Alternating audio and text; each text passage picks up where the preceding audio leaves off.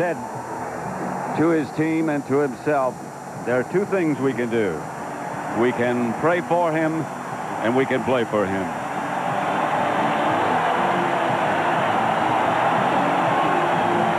Jason Hansen will kick off for the Lions. Rydell Anthony back deep in the middle for the Tampa Bay Buccaneers. New colors.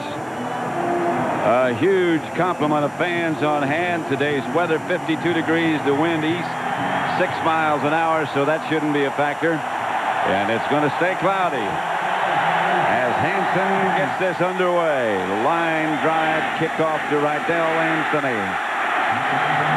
Anthony hit behind the 20-yard line. Brought down as the Lions special teams do a good job by Ryan Stewart. Let's look at the offense for the Buccaneers, led by Trent Dilfer, selected to his first Pro Bowl. And this is his first career playoff game. In front of him, Gruber, Pine, Mayberry, Middleton starting, and Jason Odom, Warwick Dunn, Mike Allstott, the two backs, Rydell Anthony, Carl Williams, the wide receivers, and Dave Moore begins at tight end. Trent Dilfer, 1-5 against Detroit. They start from the 17, and it's Warwick Dunn across the 20, brought down by Luther Ellis. Here's the Lion defense, the front four, Scroggins, Ellis, Wells, and Porcher. The linebackers, Jamison, Boyd, and Antonio London getting the start. In the secondary, two rookie cornerbacks, Abrams and Westbrook, Carrier and Rice, the two safeties. Warwick Dunn got 3 yards. It's 2nd and 7. Two tight ends set up. The Buccaneers do a lot of that. Dilfer back to throw. Has time. Incomplete high. Carl the Truth Williams, the intended receiver. It's amazing you mentioned two tight ends in there, Pat, and one of those two tight ends was Jackie Harris, who just had a hernia operation 2 weeks ago. They weren't sure, if he was going to be able to play or not. He came out Wednesday, and they were surprised. He looked pretty good Thursday. I watched him practice on Friday, and I wasn't sure exactly what you look for to see if someone is being bothered by a hernia, but he looked fine to me, and he's an important part of their passing game. He lines right up here in their 3 wide receiver staff. 3rd down. The Lions might have jumped. There's a penalty flag down. Dilfer keeps the ball, but the marker's down. Somebody in the middle of the the Lion defense jumped. Ugly jumped up on that play. What happened is someone in the Lions defense jumped, and then Trent Dilfer fumbled the snap. Defense, number 94, 5-yard penalty, remains 3rd down. Mike Carey, Luther Ellis, a little early. Number 94 is Luther Ellis, and you see him right in front of the ball, and that should never happen because he was a nose tackle, and you always tell your defensive linemen, don't listen to anything, just watch the ball and get off on the ball. And the guy that is standing with his nose right on the ball should never be the guy that's offside. 3rd down, couple of yards.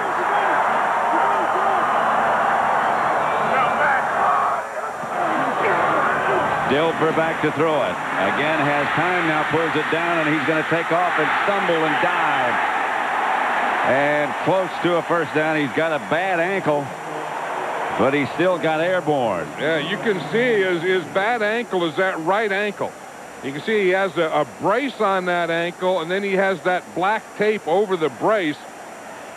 He's having a difficult time with, because that's his plant foot. He's had to change his drop a little. He didn't get the 1st down on that play. And he can't move around. He said he's had to change thing and try and get in balance and change everything. And he said it's more of a nuisance than a real injury, but it's going to be with him until their season is over. Sean Landetta back to punt for the Buccaneers. Milburn deep for the Lions. Glenn Milburn outside the 35, about the 37. Let's look at the Detroit offense. Scott Mitchell, the quarterback. Against Tampa Bay, he's been tough. Roberts, Compton, Glover, Hardings, and Tharp in front. Barry Sanders with a fullback, Tommy Vardell, Morton and Herman Moore wide, and David Sloan, the tight end. There's two Tampa Bay Buccaneers that were down on that punt coverage team. Both of them stayed down. They might have collided with each other. Sheldon Quarles is number 53. Well, it was kind of they both got there and the ball carrier at the same time. Tioka Jackson is the other. 0-0. 10 Detroit. Scott Mitchell under the center and will open up firing. Got a man, Johnny Morton, incomplete. Let's have a look at the Buccaneer defense. The front four very active. Upshaw, Warren Sapp, Brad Culpepper, and Chidi Ahanatu. The linebackers Brooks, Nickerson, and Rufus Porter.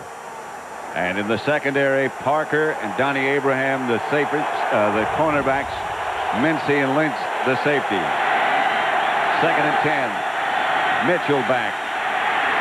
A lot of time.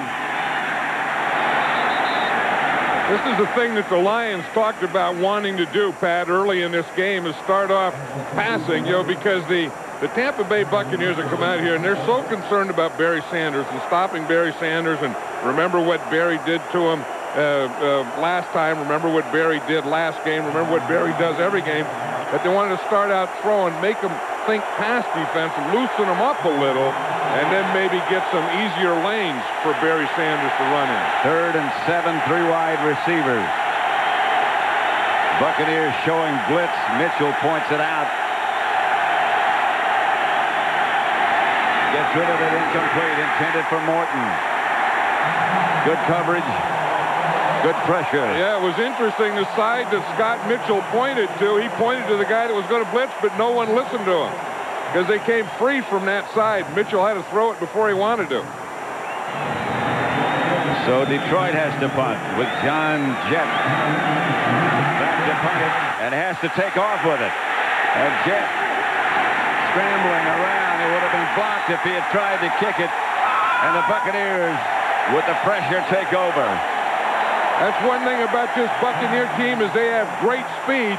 John Jett, really, if he just would have ran, he could have got a first down, but he didn't have the speed to get there, and the Buccaneers did have the speed. The Jets didn't turn on. But as he goes to punt, as you say, if he had punted that ball, it would have been blocked, so he had to do what he did here. Now, if he just could have made a move there and run and take off, but he didn't have the speed. But look at this Buccaneer team. There's about 5 red jerseys that get there. They do fly around, don't they? And that's what they teach. I mean, their whole thing on defense, Monty Kiffin, their defensive coordinator, Tony Dungy, is that everyone flies around. You have speed. Everyone is in on every tackle. If you go on the ground, you don't stay there. They start from the Detroit 39, 1st and 10. Allstott and Dunn behind Dilfer. Dilfer's going to throw. Ball bounces off the intended receiver, Warwick Dunn. Incomplete. Excuse me. I think that Tampa Bay is the same way, that they know that they're going to run. They know that they have to run the ball today, but you just can't be that one-dimensional. I mean, even though you have Warwick Dunn running and you have Mike Allstott running, you still have to be able to throw the ball. They look very tight, this offensive unit. I had the feeling that in the 3 or 4 days that I've been here that they are tight. They're very excited about this game. That's Dunn, who sets up on the left. The handoff is to Allstott, and he's hit right at the line of scrimmage. Maybe got a yard by Tracy Scroggins, the first man there. I think the Detroit Lions defense has really improved when Tracy Scroggins came back. I mean, he looked like he's quick, and with Scroggins on one side, Porcher on the other side. On 3rd down, they get a big pass rush. Then they have Luther Ellis in the middle, who's doing a heck of a job. If Detroit has improved anywhere this year, to me, it's been in the defensive side of the football. So it's 3rd and long all of a sudden. Now they better block Robert Porcher over on this side, down in the bottom here. Dilfer rolls out. Gets it to Dunn, incomplete. Couldn't hang on. Dilfer's ankle doesn't seem to be bothering him too much. Well, remember last week he got in a scramble situation and not only scrambled, but he scrambled for a touchdown. And that's what he can do. I mean, he can move around and, and buy a little time, because this Tampa Bay Buccaneer team is not a good pass protection team. They are not good in 3rd and long. Landetta gets off the punt. Milburn's going to let it go over his head.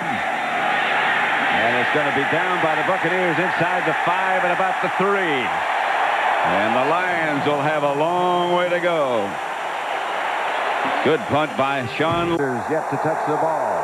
And that Buccaneer defense is trying to get this crowd excited here so that they can't hear in this end zone.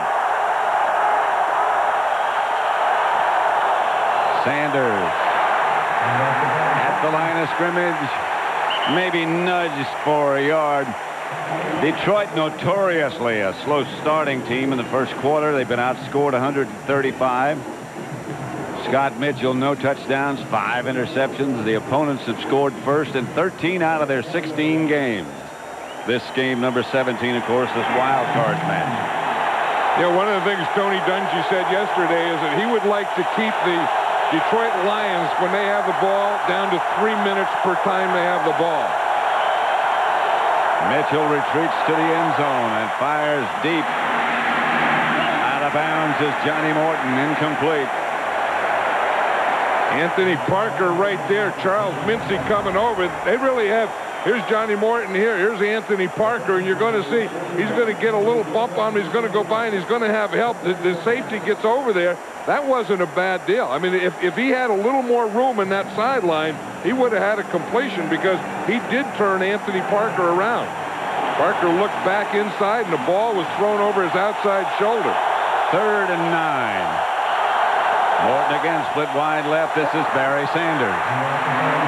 And Sanders shy of the 10, shy of the first down, and the Lions will have to punt. And the Buccaneers are doing exactly what they wanted to do against Barry Sanders.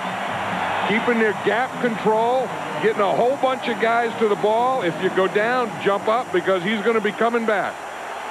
Still no first downs in the game. Jet back to punt it. Protection better this time. Kicks it out of the end zone. Williams out of bounds in Detroit's side of the field, or into the field at about 48, where the Bucs will take Tampa Bay nothing. 9:04 left in the first quarter. Total yards are kind of insignificant. 2 tight ends set up again for the Bucs.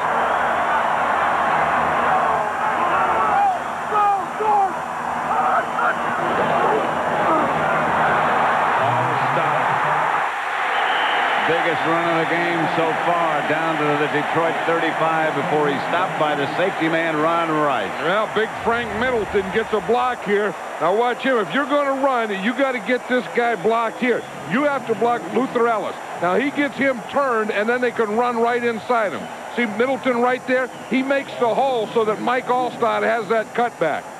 And when you're Frank Middleton and you weigh 340 pounds, you can get a little hole for a guy. And your fullback behind you is about 250. He can make it a bigger hole. This is Allstott again, fighting for yardage, and didn't get the first down. Antonio London. And the other thing they didn't get is they didn't get Luther Ellis. No. On the play before that, where they gained yardage, they blocked Luther Ellis. On that play, Ellis beat them. He got penetration, and he was in the backfield before they could get started. He's the key. If you're going to run inside, and most of Tampa Bay's runs are inside runs, you're going to have to get number 94 blocked. 3rd and a yard and a half at the Detroit 35, just outside the 35.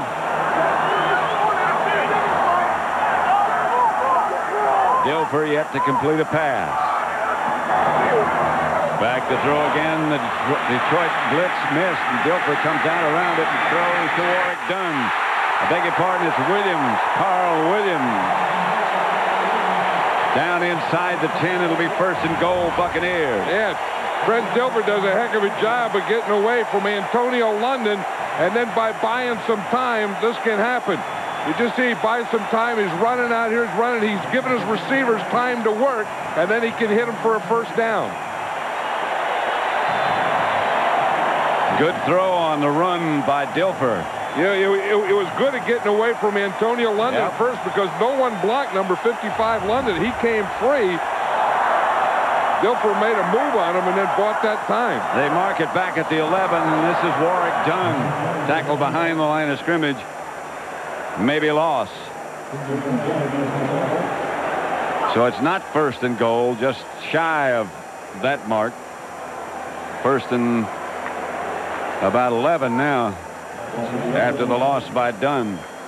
You know, on that pass to Carl Williams, when we were talking to Trent Dilfer, he said that he's the guy that he has the most confidence in now. Early in the year, he wasn't even a starter, and he said of his receivers that he feels better about Carl Williams than any of the other guys. Again, 2 tight ends.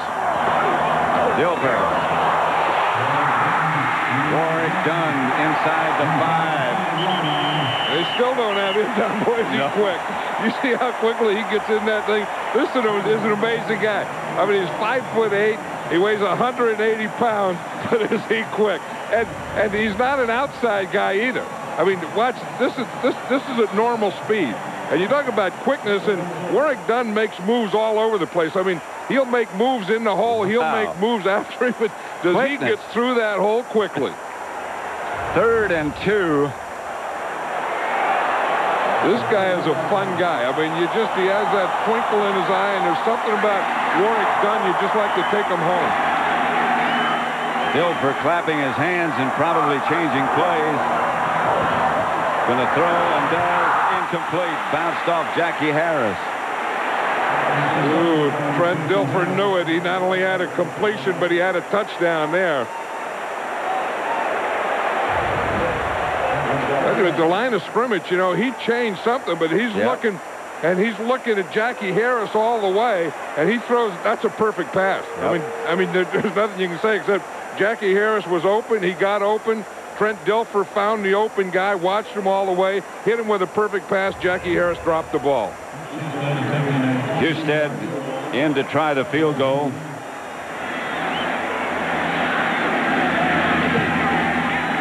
Field goal is good from 22 yards away, and the Bucs get on the board first. They lead 3-0.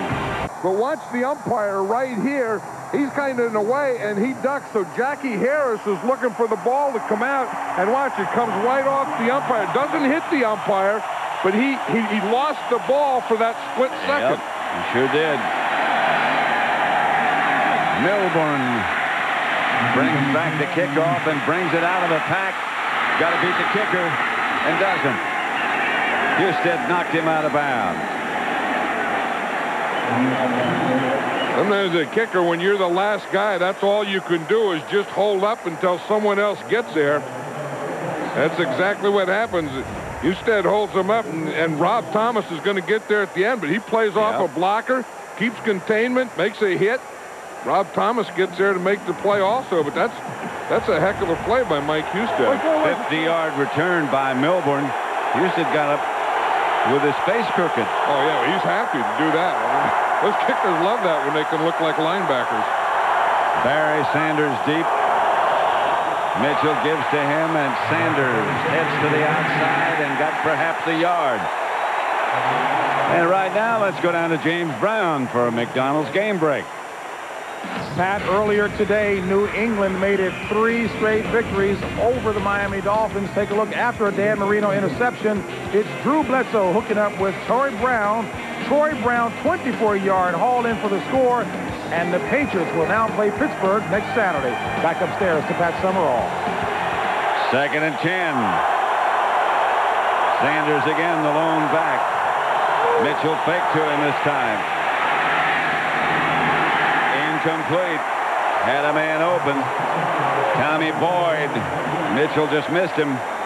Well, you know, you talk about the Tampa Bay Buccaneers being tight early. The Detroit Lions also look tight. Here's Mitchell coming on a bootleg. Boyd just comes across there. Tommy Boyd, he has that. He just drops it. I said Mitchell missed him. I'm wrong. Boyd missed him. No, Boyd just missed that ball. Yeah. It just goes right through him. It's interesting, in this series, the Detroit Lions came out with that 3 wide receiver package and 1 back. Tommy Boyd, of course, being the 3rd wide receiver, along with Herman Moore and Johnny Morton. Mitchell back to throw. Goes high outside for Morton. Incomplete. And the Lions will have to punt. And the Lions off to another slow start. That was the thing that has kind of plagued them all year. Part of it is their slow start. Part of it is dropping the ball and Tommy Boyd. And then part of it, like this, is pretty good defense, too. Both teams look kind of tight. The Buccaneers came on a blitz on that time. Donnie Abraham did a good job of man-to-man coverage. Williams back deep. Jet to punt it. Williams trying to lost the ball, fumble, and it's picked up by the Lions. The Lions got it.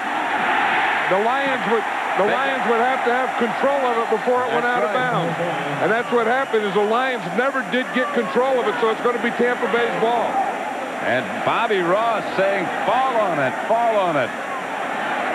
That's Matt Russell. He's the backup middle linebacker, and that's all he had to do. Watch Carl Williams here. When you get in this point here, you should probably just go down and stop fighting.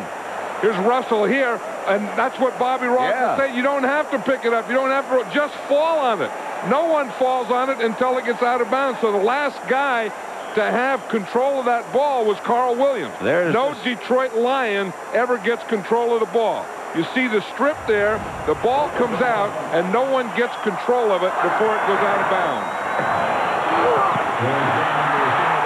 That's Warwick Dunn straight ahead, out to the 20. Buccaneers got a break when Russell didn't fall on that ball.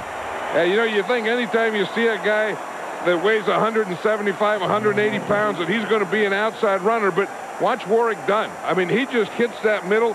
Mike Allstott is the lead blocker. He gives him a lead. He doesn't need a big crack to go through there, but watch 40 come in there. Boom, he gets his block. And, you know, when Warwick Dunn is little anyway, then he tries to get his pads down as low to the ground as he can. Down again. And he's got the Buccaneers first down, stopped by Ron Rice. Tony Dungy, when he was talking about Warwick Dunn, was saying that, you know, is he too small? Is he this or that? He said he talked to every coach and everyone he knew at Florida State, and they all said, you know, that this is not only the best player we have now, Warwick Dunn is the best player that we ever had at Florida State. And you think about the guys they've had at Florida State. Back to Deion Sanders. They've had some great ones, and all the quarterbacks that come out of there. He's the best player ever come out of that school. That's a pretty fine tribute. Here's Dilfer back to throw, and throwing deep, and he's got a man open. Incomplete. Horace Copeland was the intended receiver.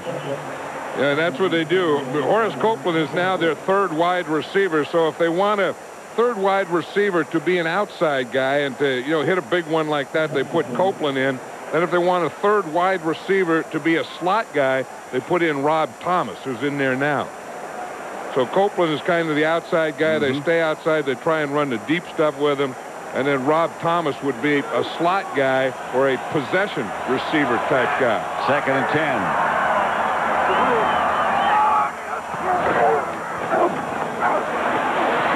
Dilfer. Allstott.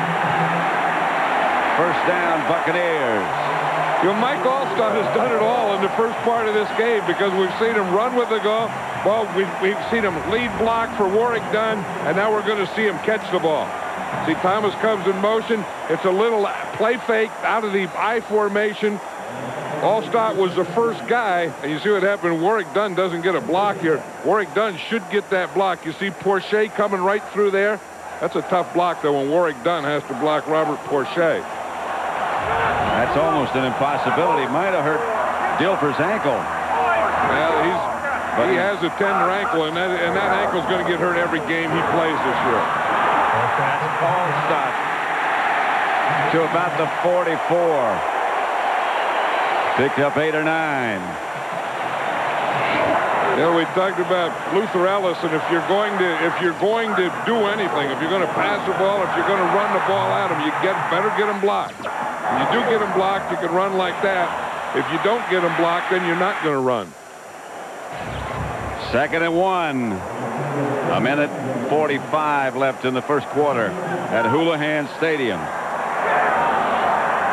Total yards 80 to 10. Tampa's way, and they lead 3-0. Dilfer changing the play. Pass is knocked down by the Detroit defense. I think it was Mike Wells over on that side. Knocked that one down. You see, that's the thing that you could do is you can either rush the passer, or if you're not going to get there, you get your hand up in one of his passing lanes, and that's exactly what Mike Wells did then. They're running a stunt. He was watching. He sees Dilfer going back to pass, and it's not that he gets the hand up to knock the ball down. He gets the hand up to take away a passing lane. 3rd and 1. Stock gets the first down. Close to midfield. Yeah, we talk about guys blocking. Watch, they put Patrick Hape in the backfield, number 82, and he's kind of a tight end fullback. But now they have 2 tight ends. Hape gets a lead block right there for Allstott. He turns his guy, and it was Patrick Hape's block, really, that got that first down for Mike Allstott. Allstott had a bad thigh. He's wearing a special pad on it today. In fact, Tony Junji, the coach, said that his thigh pad looked like a flak jacket for him. Dunn. Midfield. Stopped by George Jameson.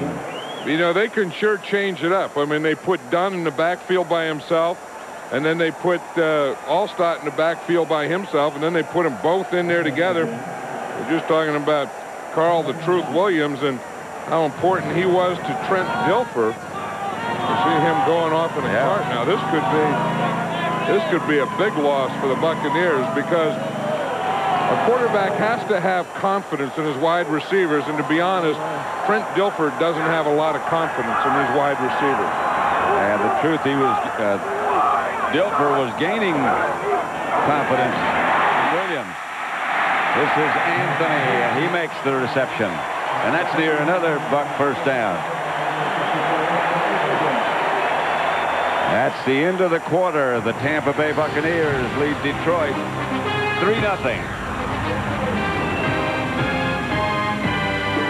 Keep Detroit's offense off the field, all those kinds of things. Hard for Barry Sanders to beat you when he's not playing. Lions show blitz. Done. Near a first down, near the 30, about a yard shy. This guy is just fun. You know, he's Tony Dungy said he's always telling him, he says, I'm not a little back. You know, that every time everyone thinks he's a little back, and then I think now when you see all these plays that he's running, all these inside lead plays, all those inside draw things, all those cuts that he's making, you realize that he's not a little back. Well, he's got big legs. Well, you know, his calves look like they have a cramp in them all the time. I mean, his calves are always in a bulge. I mean, they never relax. They always look like they're making like a Popeye muscle all the time. That's Allstott. And he's not going to get the first down on the first try. Flag on the play as Allstott's helmet came off. A lot of things went wrong on that play. Yeah, but that's Mike Allstott, though. Yeah, I mean, he's not down. The first guy, the second guy, the third guy isn't going to get Mike Allstott down.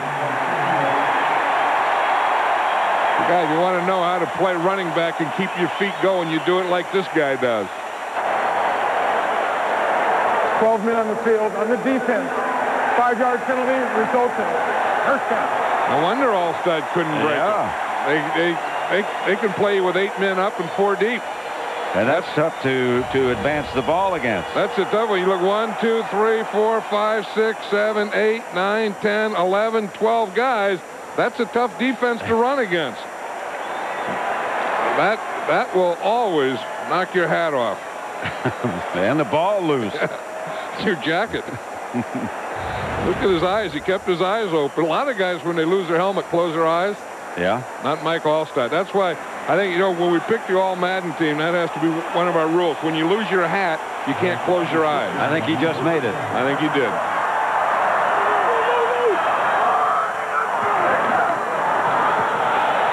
Reverse to Anthony.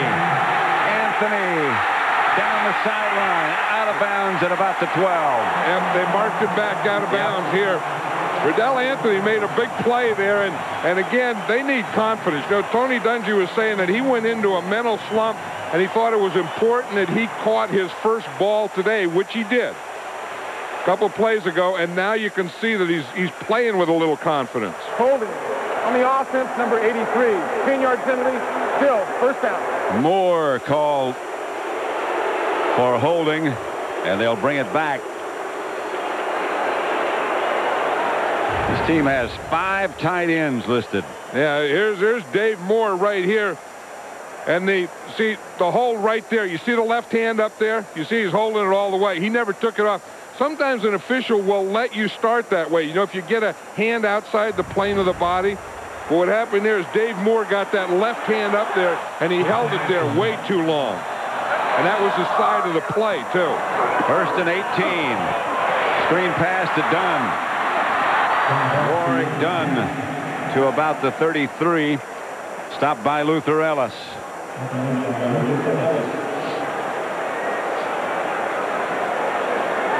They're keeping number 20 on the bench a long time. Yeah, but I'll tell you one thing about that guy right there, number 20. He's patient. I mean, he's not one of those guys that is going to get too excited about anything. He was just named co-MVP of the league yesterday. Congratulations to he, along with Brett Favre. And he's going to be patient, and this is, we got to play this whole quarter, and then we got to play the 3rd and the 4th. So there's going to be some time for Barry Sanders. Dilfer back to throw. Protection's good. To Anthony. At about the 12.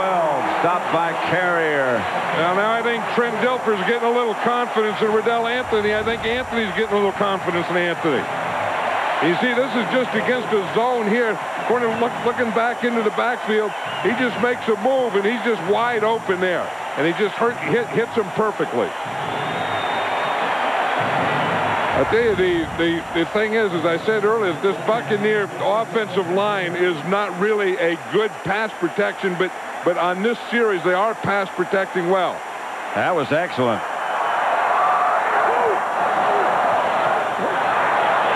Dilfer back again. Incomplete. Trent Dilfer is trying to calm down. He's trying not to be an emotional guy, but he's a very emotional guy.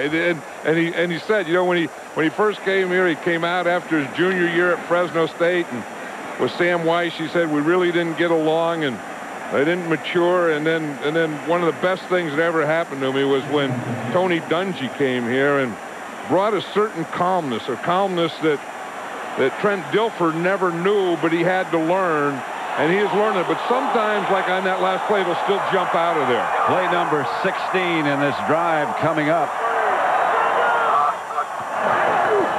That's Warwick Dunn inside the 10 to about the 8.5. Warwick Dunn, we were talking about, is only 5'8", and it's interesting. 5'8", and he says then he tries to get his pads as low to the ground as he can. Now, if you get your pads low to the ground and you're only 5'8", then they're only going to be about 3 feet off the ground, so you have nothing to hit when he goes through there. So when he goes through that hole, he gets his head and his pads down. And then you're wondering where the heck. I saw a 2 and an 8 come in there. I have no idea where that guy went. Dilfer didn't like what he saw, called timeout. Allstott had replaced Dunn. 10.5 minutes left to play in the first. Into Horace Copeland. And we're talking about pass protection. The offensive line gave him time. He stood back there and dropped back and just stood there and planted on that right foot, that bad ankle, and he drilled that thing in there to number 88. Watch the protection. It all starts right here. You see, you have to form a pocket. And look at the pocket right there that they formed for Trent Dilfer. And he can look and look and look and then step up and fire. And watch fire he did. And there's Copeland right there in the back line. Sometimes you work the front line, just the goal line, or sometimes the back or end line. Husted's extra point is good, and the Bucs lead the Lions 10-0. We're in the second quarter. 17 plays, 89 yards. They kept the ball 8 minutes and 50 seconds. Touchdown pass from Dilfer to Copeland. You know, and it all started, remember, after Carl Williams fumbled that punt return, and Detroit didn't jump on it and recover it. Milburn at the goal line. Stacked up just outside the 20. Here's what you were just talking about. Yeah, there's Carl Williams here. He fumbles now. If Matt Russell jumps on the ball right here, that would have been the Lions' ball.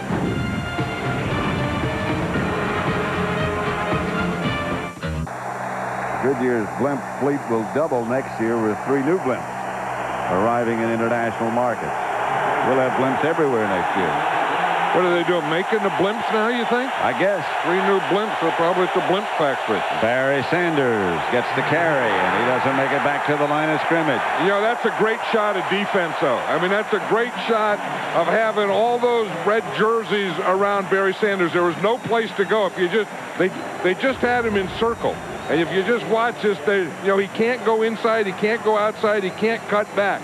You can just see everyone stops and controls their guy. But people, you stop it right there. You just stop it. You can see that they all had him surrounded. Pursue with caution. Mitchell gets it outside to Bardell. Yesterday, we spoke to Warren Sapp about what the Tampa Bay defense has to do to contain Barry Sanders. We got to get around and rally and tackle him and get him on the ground. And we can't have where our safety has to fill a hole as wide as China.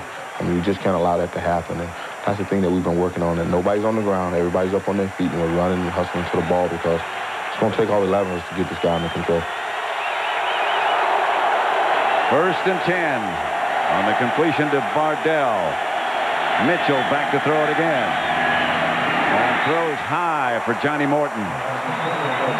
You know, and Mitchell is throwing a little high. You know, his ribs had been bothering him a week ago. In fact, the week before, he didn't practice. But this week, he practiced all week, and he felt that he was in sync. Herman Moore, the week before, also didn't practice, but Herman Moore practiced all this week, and supposedly Herman Moore and Scott Mitchell are in sync, but you wouldn't know it till this part of the game. He says he's the kind of guy who needs to practice. And practice a lot. This is Barry Sanders, and look out. You know, we know how dangerous Barry Sanders is, but Herman Moore can be pretty dangerous too, and yeah. they haven't gone there yet. I know that, you know, his foot is bothering him, his hands are bothering him, but he is a threat. I mean, if you're going to come up with some big plays and touchdowns, Herman Moore has to be a part of it. In fact, he caught 104 passes this past year, so he's been a big part of getting him here. 3rd and 6 for Detroit. They haven't converted on 3rd down yet. Mitchell back to throw. Blitz coming.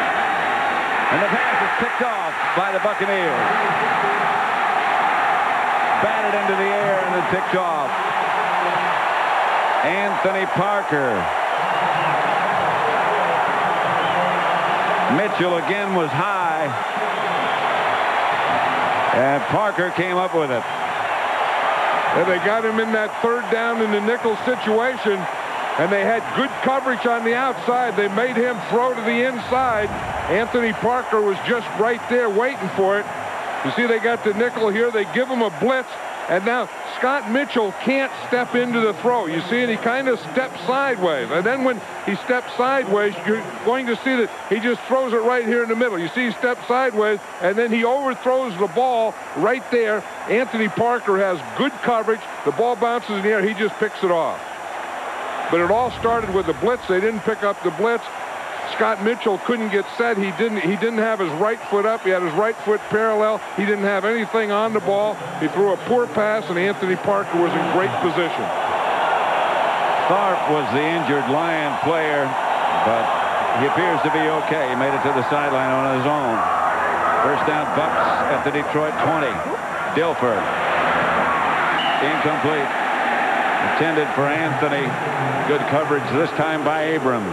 Yeah, I'll tell you one thing. Dilfer's trying to get a penalty here, but Detroit Lions are not getting any pass rush at all. And Trent Dilfer is having his way back there, and you can just feel Trent Dilfer getting more confidence now, because if he knows that he has protection, he can do some damage here, because he's already established two things. One, that they can run, and two, that they can pass protect. And those are some pretty important offensive things.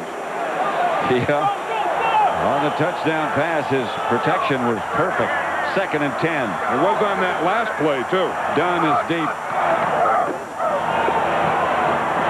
Warwick Dunn picks his way for a couple of yards, that's all. It'll bring up 3rd and about 8. The guy that's doing a good job is Jason Odom, the right tackle, because I thought on passing situations that would be the biggest thing that they'd have to do, would be Odom on Robert Porcher.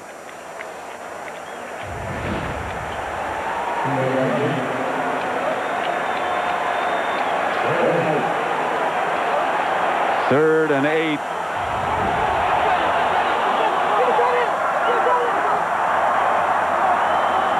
Four wide receivers this time, and Dilfer doesn't like the setup and takes the second Buccaneer timeout to check with Tony Dunn. Second quarter. Bucs have the ball at the Lion 18. 3rd and 8. Now they got Frank Middleton is playing right guard, and Jerry Wunsch, who weighs 333 pounds, is playing right tackle. That's about 700-pound a guy on the right side of that Tampa Bay offensive line. At least. Lions blitz, screen pass to Warwick Dunn, who can't go anywhere. Stephen Boyd saw the screen coming.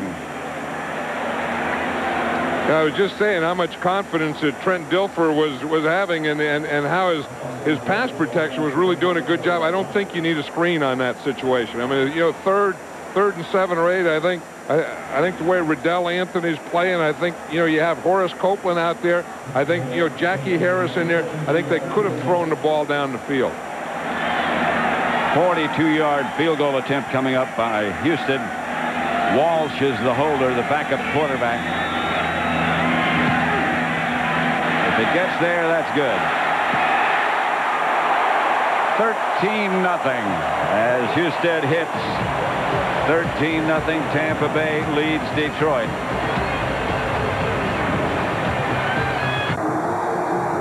It's an anxious moment, but gratifying nevertheless. Next Saturday, don't forget, Minnesota, San Francisco. In San Francisco, our coverage begins 3:30 Eastern Time, 12:30 Pacific. And on Sunday, the winner of this game goes to Lambeau in Green Bay, where we'll be. I'm looking forward to that. I look forward to all these playoff games. Yeah. I mean, there's something about, you know, 12 teams get into playoff. Of those 12, only one of them is going to win their last game of the year, and that's going to be the team that wins the Super Bowl. Milburn. Again, he has room. Steps out of a tackle and gets out to about the 34-yard line. And again, let's send you down to James Brown for a McDonald's game break. Pat, New England had Dan Marino's number this year. This interception by Todd Collins was the 3rd time this season that Marino had been picked off by the Patriots and had a return for a score. The Patriots advance to play Pittsburgh next Saturday. Back upstairs to Pat Summerall and John Madden. And it's 13-0. The Buccaneers leading the Lions. Where are those guys? Are those guys downstairs, or are they across the field? They're across the field. Yeah, they're not on the field, though. Safely in a tunnel over there somewhere. Could they put them in a tunnel? Yeah. Mitchell. Pass is caught by Morton. You know, the two things that surprise me is one, that they haven't gotten to Herman Moore. And, you know, I think that that's something that they have to do. I mean, get the ball out there to Herman Moore. The other thing, at some point, you know, the passing, you've done that enough, and now at some point, I think you just have to start feeding Barry Sanders and, you know, and ride that one a little while. 2nd and 5. Moore goes in motion. Mitchell gives to Barry Sanders. Sanders stopped by Nickerson, but he got enough for a Lion first down. Our Aflac trivia question: who is the only family to have 3 generations play in the AFL, NFL? Which means before the merger. Yeah. I mean, that means that you had a grandfather who played, then a father who played, and then the father's son who's playing now. That's Bardell, and he gets nothing. Bardell, the up back in front of Sanders. Bardell doesn't get much anyway in the running game. I mean, they give him about 3 or 4 carries a game. Sometimes you wonder why. I mean, you wonder when you have Barry Sanders back there and you need a runner, why you'd give it to anyone else anyway. It'll bring up 2nd and 10. You know, Scott Mitchell was saying yesterday, he said, you think it's hard to tackle Barry Sanders? He said, try and hand off to him. Somehow you got to chase him. Here's Mitchell back to throw. And wheels it out to Sanders. Sanders steps out of bounds after he picked up about 6. And the one thing that the Buccaneers all talked about is containing Barry Sanders. And let's just watch how they've done it. I mean, this is it. I mean, you got to get a whole bunch of jerseys on him. Keep your gaps, not give him any lanes. And every place he looks, you can see there's a Buccaneer there. Just watch. Here he is. And watch the containment and how they just encircle him. And there's no place for him to go. That is perfect defense against Barry Sanders. And that is what you have to do. 3rd and 4. Mitchell fakes to Sanders. And Scott Mitchell goes straight ahead. Close to a first down. With that last lean, he might have gotten it. It's going to be where that official puts his foot. Yep. If it's the back guy's foot here, it's not going to be a first down. If it's his foot right here, that's not a first down. And it is his foot, and it's not a first down. The word on Carl Williams of the Buccaneers is it's bruised ribs, and he's out for the game. So that's a big loss for Tampa Bay. I wonder if he bruised his ribs on that punt that he fumbled that Detroit almost had. Here's a big play. This is a quarterback sneak down. Morton goes in motion. Well, what happened to the quarterback sneak? Oh, they didn't need that. Whew. Where in the heck that call came from, I have no idea. I mean, they had 4th and inches. Yeah. All they needed was Scott Mitchell's 6'6". All he has to do is flop forward. Just hand the ball to someone. I mean, there's nothing, and they come out here. I just can't believe this. And they come out here in a sprint out, and they're just trying to hit something out here quick. Good coverage by the Buccaneers. He was trying to get the ball to Herman Moore. You see, Porter just has good coverage on him. I mean, you get a linebacker on Herman Moore. That's probably what they were trying to get, but well, they got that. I know, but when you have 4th and inches, you don't need a sprint out by Scott Mitchell. 1st and 10. Pound it in there. 1st and 10, Tampa Bay at their own 45. Here is Dilfer, and he is sacked. This time, Wells, I believe, was the first man there. Antonio London made the sack. Who is the only family to have 3 generations play in the AFL, NFL? Unfortunately, that's the 3rd in the line of the answer to our Aflac trivia question. Jim Pine, who is down on the play. Yeah. George Pine III played with the Boston Patriots in the AFL. And George Pine II played with the Providence Steamroller back in 1931 and 32. And there's you see Jim Pine right there. Legs got caught underneath him. He's just coming back from an injury. He'd missed a couple games. Ooh. Wow. You're not supposed to bend that way. I know Jim Pine, and I know George Pine II, and I know George Pine the 3rd or 4th. You know all the Pines. Well, yeah. One of them, George Pine, went to school with my son Joe. 13-0. Our offensive line has been doing a pretty good job of it. Dilfer on 2nd and long gets it to Warwick Dunn. He gets back to about the original line of scrimmage. And now you see number 64 is George Diaz. George Diaz is normally the starting right guard. He also has been injured, so they put Frank Middleton at right guard. Diaz didn't start today. And when Jim Pine got hurt, they moved George Diaz over there to left guard. So now they're playing Gruber, Diaz, Mayberry, and then Middleton and Odom. And they're about out of offensive linemen now. Here's Dilfer back to throw. Has time. Incomplete. Oh, it's complete. Anthony somehow came out of the pack with the ball. Wow, how about that? And Trent Dilfer bought some time on that one. He had some pressure from the right, and he just stepped aside. He just went to the other side. Here you're going to see Riddell Anthony. He's just coming across the field. The ball bounces off him, and then bounces off a Detroit Lion, then bounces back to him again. Watch this. It bounces off him, bounces off Bailey, bounces back into Anthony. And the Bucs get a first down. What a play. Back in Tampa Bay, where the Buccaneers lead 13-0. And they're at the Detroit 26, and Warwick Dunn scoots for a first down to about the 15. Yeah, I think that's the key word, scoots. I think that's exactly what Warwick Dunn did on that. He scooted. And he scooted to the right, then he cut back, then he scooted outside, then he scooted inside, then he scooted around him. This is a pretty good scoot. Here he is right here. You just see him seeing a two-point stance. He just gets a lead block there again from Mike Allstott, and then he starts scooting. He scoots, and he stops, and he scoots, and he stops, and he scoots some more. He is quick. That's done again.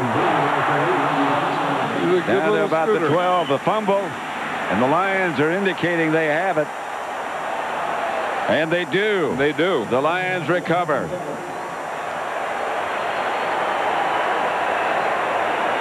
When you start scooting, you need to take the ball with you. And you know, and he does a good job of that too. I mean, Warwick Dunn is not a fumbler. You just see, but he's a guy that just keeps going. He keeps those feet going. He's always making moves. He has the ball in his right hand, and it just gets knocked out. Yeah. He just got it stripped, and that's probably the biggest thing in the NFL in the last 2 or 3 years is guys always going for that strip.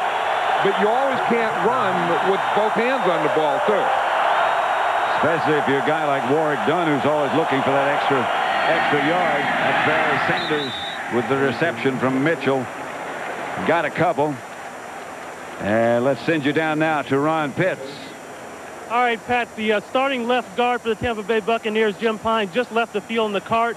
He's got a sprained right knee. Yeah, he will not return for the rest of the game. Back up to you, Pat. Okay, Ron will not return. 2nd and 9 for Detroit. They have not been able to get anything going offensively. Mitchell back to throw again. Gets it to Morton. Out to the 15. And our group is here with us, the pregame, postgame, halftime people. They're rehearsing for halftime, getting ready. Ronnie's watching the game again. And that's a good idea. Howie's figuring out where his glasses are and his nose, because you always have to know where your parts are. And he was just checking that the glasses were over the eyes and the nose was still in the middle of the face. Because when you're an old lineman, you know, sometimes that nose starts in the middle of your face and gets knocked over by your ear. I think Howie'd like to be called a former lineman. He's an old lineman, but see, Ronnie's he's the guy that's watching. He got the hat out there. He knows you always watch the ball until it's over. That's a good idea to watch the game. 3rd and 4. They have not converted on 3rd down as yet. Mitchell, chased, just throws it away. Yeah, that's the one thing about rushing Scott Mitchell. If you can break someone, or make him think that you do, he'll take his eyes off his receivers and he'll look at the rush. And you're going to see it. He'll start here, and that's one thing that a quarterback can't do. But watch, you see, as you break a guy free right there, you see him put his head down there, and once he does that, there's no way he's going to complete the pass after that. Culpepper and Sapp both broke loose. Right, and if you can break two loose, then you know he's going to get all eyes on those two. But then he takes them off the receiver, then he's not going to throw downfield. Jet back to punt it. Gets it out of there. Fair catch signal by Warwick Dunn. Williams had been their punt return specialist. He bruised his ribs and he won't be back. So Dunn's taking over those duties. I was just going to say this Lion offense has really been anemic. They haven't established anything, you know, and I think they were trying to establish Barry Sanders by not establishing him. But you think if you're not going to establish Barry Sanders, then maybe you would establish Herman Moore. But when you don't go to Herman Moore or really establish Barry Sanders, then you're going to go in at half, and Bobby Ross is going to go and say, hey, we played a half here, and we didn't do anything. Nothing. Offensive, nothing. Didn't convert on third down. Didn't establish Sanders, as you say. Here's Dilfer. Pulled it down. He looked at Jackie Harris. Luther Ellis. Here's Luther Ellis right here, and the thing that he does is he just keeps going. He's working against Middleton. He gets a double team. He spins off, and he just keeps going. And that's what you have to do as a runner or a defense. And you have to keep going. Right up the middle for 63 yards. And it's been Allstott and Warwick done. The Buccaneers will kick off to start the second half. Barry Sanders very quiet. Glenn Milburn back deep to receive and return to kickoff.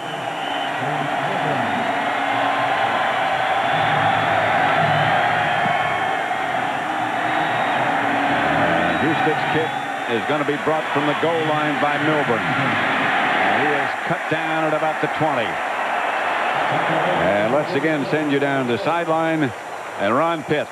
All right, thank you very much, Pat. Talked to both coaches going off at halftime. Bobby Ross said, we have got to get our big play people involved in this game. He mentioned specifically Herman Moore. I asked him more carries for Barry Sanders in the second half. He said it again. We just got to get our big play people involved. On the other side of the ball, Tony Dungy, he said, I like the way the game's going, but we got to make sure we play great run defense and not have the stupid turnovers.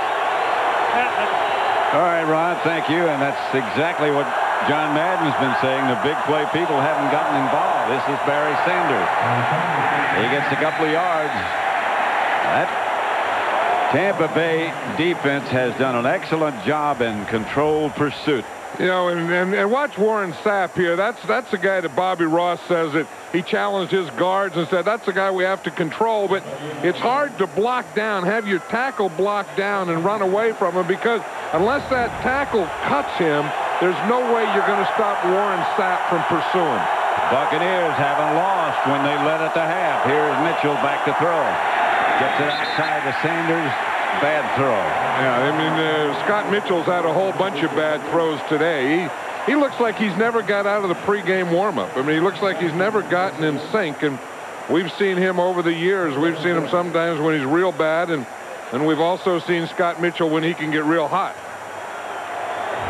Right now, he needs to get real hot. Look who covered Barry Sanders on that last play, Pat. It's Warren Sapp. He starts out there, and then he feels Barry Sanders coming out there, and he sees Scott Mitchell look and throw to him, and he's right down the line. They are really keying on Barry Sanders. 3rd and 10. Sanders is the deep back. Mitchell to throw it. Incomplete. And there is no penalty flag down. Morton was the intended receiver. Good defense played by the Bucs. And again, Scott Mitchell is in there and throwing when he doesn't want to. Here's that timing pass. It's a little slant. Ball's in there. It's pretty good coverage, but maybe a little bump early by Floyd Young. John Jett back to punt. Back deep is Warwick Dunn for Tampa Bay. The winner of this game goes to Lambeau to play Green Bay. Jets kicks a short one. Dunn's going to have to let it bounce, and it bounces out of bounds, and the Bucs will take over in pretty good shape. They lead 13-0. This is Allstott, beg your pardon. He bangs away into Detroit territory. All the Detroit players are wearing the number 59 on their helmet. Some of them have it on their armbands, their wristbands as well. Reggie Brown. Yeah, you can see right here, there's Johnny Morton. He has 59 on his arm there. And as you said earlier, and Bobby Ross says, there's two things that they're doing for Reggie Brown. Is one, they want to obviously pray for him, and that's the most important thing. The second thing is play for him. Warwick Dunn gets the Buccaneer first down. They run straight ahead. Reggie Brown, who was injured last week, perhaps the best athlete in the entire Detroit defense. And should he be watching? Right now, the result is not the way you'd like to see it go, but we send our best. And we too pray for it. Reggie Brown. 13-0. First and 10. Flag on the play as Warwick Dunn ducks under tacklers. Picked up perhaps a yard.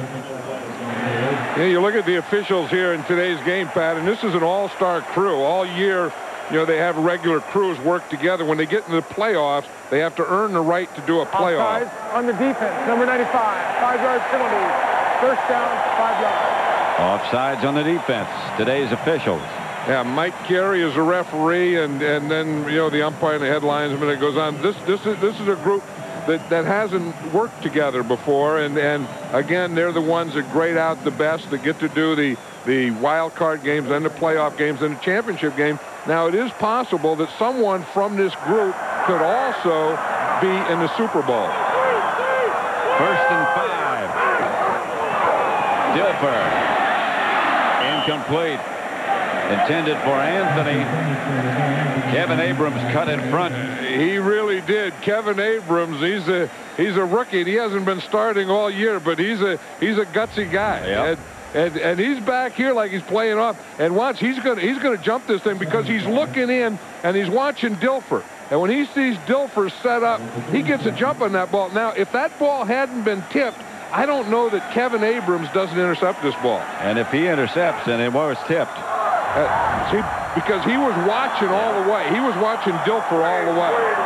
He was going to jump that thing. Second and 5. Dilfer trying to get everybody set. The clock's running down to 4 seconds. And Dilfer gets the ball up to Horace Copeland, and that should be enough for a Buck first down. It's very close. It was a heck of a play by Trent Dilfer to get that snap off, because he was trying to get Warwick Dunn lined up out here, and Warwick Dunn never did get set.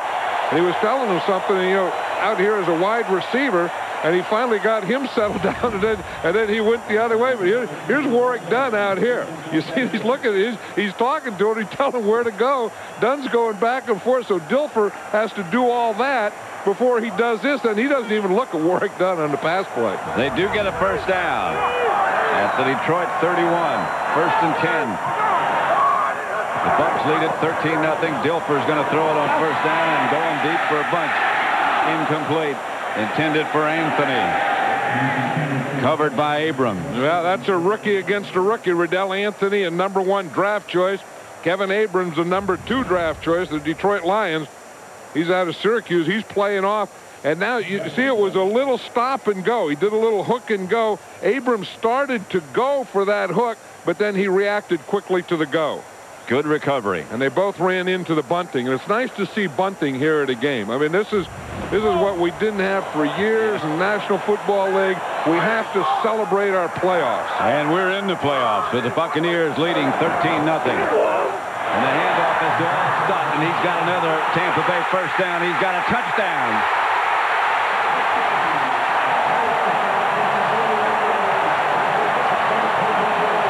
Mike Allstott shedding tacklers. Puts the Buccaneers further ahead. They pounded on him, and they pounded at him, and they pounded at him, and they finally broke him down. But just again, we see Hape in there with the lead, and Allstott just runs right through everything. These runners, Warwick Dunn and Mike Allstott, they're a great 1-2 punch. And as you said, they just wore him down. Houston for the extra point. Walsh holding. Tampa Bay 20. Detroit nothing. He gets the lead blocked there by Dave Moore. Good blocking by his line, and he just runs like a runaway freight train. Special teams. The old Shark, and he always does that. He goes way back into the end zone and starts to fire up the whole crowd before he finally starts down in the kickoff coverage. Milburn about a yard deep in the end zone. Bucs stop him shy of the 20 at about the 18. Belisari down to make the stop. Yeah, let's watch the blocking on a touchdown. Here's Frank Middleton. He's going to get a good block here. But watch Dave Moore. He's the tight end. See, he lines up here. He's in the backfield, and he's going to come and make a heck of a lead block right there for Mike Allstott. Watch the first one. Middleton, he gets that. Now watch Moore right there. You see that block right there? That's the one that springs Mike Allstott. Good start by Middleton. Good finish by Moore. A pretty good run by Allstott. By the time that's what it's all about, isn't it? By the time he gathered a head of steam and got to the safety men, they had no chance. Herman Moore from Mitchell. Moore's first catch. There's the bunting. Well, that's what we needed for a long time. What the heck is that? That's bunting. How in the heck did that? What are you running for? I don't know. Up jumped ugly. Who spread that? Okay, that's enough of that. Get up. I have no idea where that came, but I've always said that we ought to have bunting at our openings, and we ought to have bunting in our playoffs. Madden bunting. Blitz coming. Sanders coming. And Barry Sanders steps away from a couple of tacklers. His best run of the day. Yeah, did you see that block by Herman Moore? Anytime you get a good run by a running back, you're going to get a good block by a wide receiver. And Herman Moore is one of the best blocking wide receivers in the running game that there is in the league. I mean, he catches his 104 passes, but he also, when Barry Sanders runs, Herman Moore is a blocker. And the Lions at midfield at 45. Beg your pardon, not quite to midfield, but they will be soon. Sanders runs out of bounds at about the 44-yard line of Tampa Bay. You can't relax. It's just a matter of time. You just wonder if they have enough time being down 20-0. Lions have a player down. I believe that's Sloan. 20-0.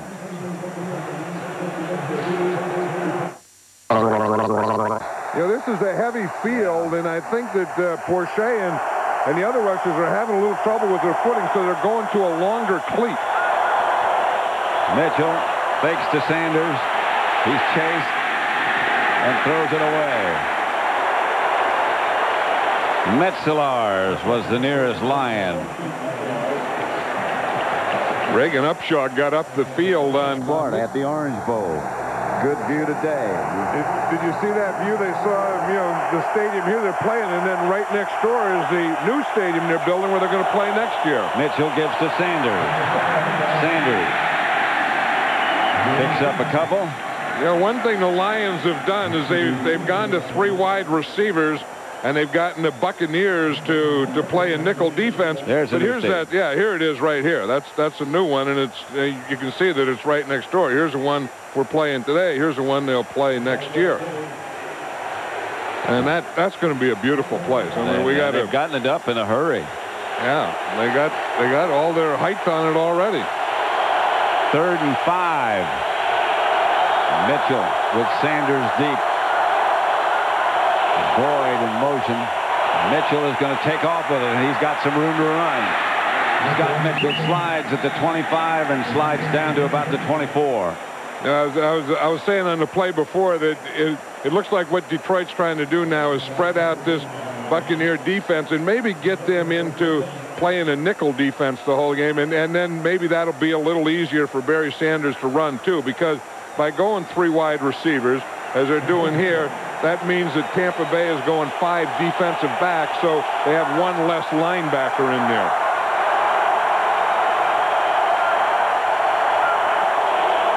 On first down, the blitz coming, and Mitchell fires in time for Johnny Morton. Good throw. Buccaneers blitzing from his blind side.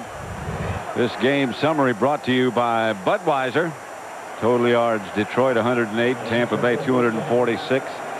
The time of possession heavily weighed in Tampa Bay's direction, 23-32 to 12-50. The winner plays at Green Bay next Sunday.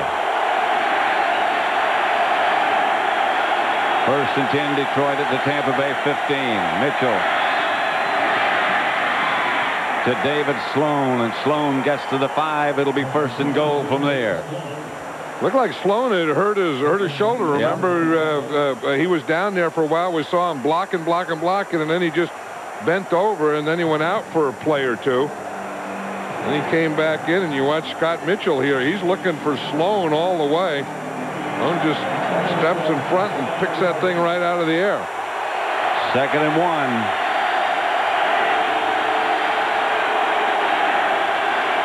Sanders deep. Sanders caught behind the line of scrimmage.